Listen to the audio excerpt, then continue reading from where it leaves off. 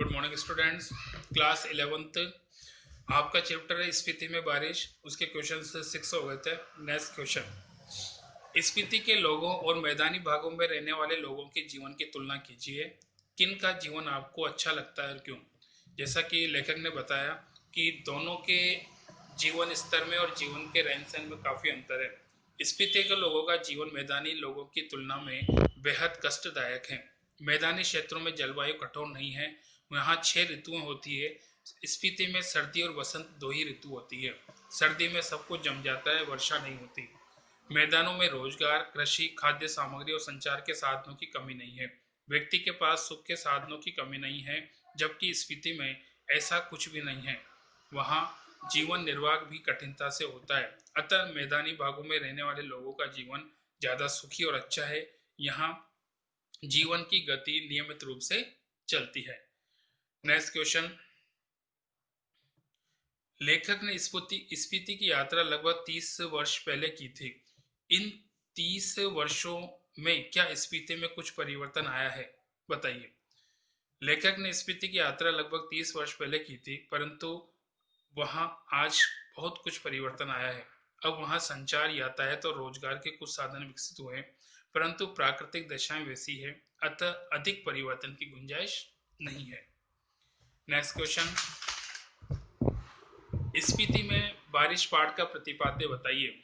यह पाठ एक यात्रा वृत्तांत है। स्पीति हिमाचल के मध्य में स्थित है। यह स्थान अपनी भौगोलिक और प्राकृतिक विशेषताओं के कारण अन्य पर्वतीय स्थलों से भिन्न है। लेखक ने यहाँ की जनसंख्या, ऋतु, फसल, जलवायु और भूगोल का वर्णन किया है। ये एक दूसरे से संबंधित है। उन्होंने दुर्गम क्षेत्र, स्पीति में रहने वाले लोगों की कठिनाइयों से भरे जीवन का भी वर्णन किया है। कुछ युवा पर्यटकों को पहुंचाना स्पीति के पर्यावरण को बदल सकता है। ठंडे रेगिस्तान जैसे स्पीति के लिए उनका आना वहां बूंदों से भरा एक सुखद संयोग बन जाता है। नेक्स्ट, शिव का अट्टहास नहीं, हिम का आर्तनाद है, स्पष्ट कीजिए।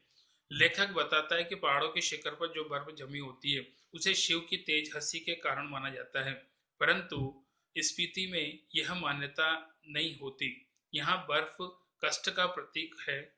जीवन में इतने अभाव है कि वहां दर्द के सिवाय कुछ भी नहीं है। यही चीख पुकार, दर्द बर्फ के रूप में जगह जमा हो गया है। नेक्स्ट, स्पीति रेगुलेशन कब पास हुआ, इसके बारे में बताइए। स्पीति रेगुलेशन 1873 में ब्रिटिश सरकार के समय पारित हुआ। इसमें निम्नलिखित प्रभाव थे। लाहौल और स्पीति को विशेष दर्जा दिया गया।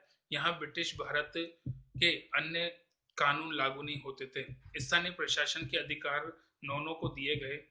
नौनों मालगुजारी इकट्ठा करता और फौजदारी किए छोटे मोटे मुकदमों का फैसला करता। अधिक बड़े मामले कमिश्नर के पास भेजे जाते। और लास्ट क्वेश्चन, बाह्य आक्रमणों से स्पीति के लोग अपनी सुरक्षा कैसे करते हैं? बाह्य आक्रमणों की रक्षा के लिए स्पीति के लोग अप्रतिकार का तरीका अपनाते। वे उससे लड़ते नहीं, वे चांगमा का तना, चांगमा एक पेड़ का नाम है, का तना पकड़कर या एक दूसरे को पकड़कर आंख बीच कर बैठ जाते। ये आक्रमणकारी या संकट गुजर जाता तब वे उठकर वापस चले आते हैं।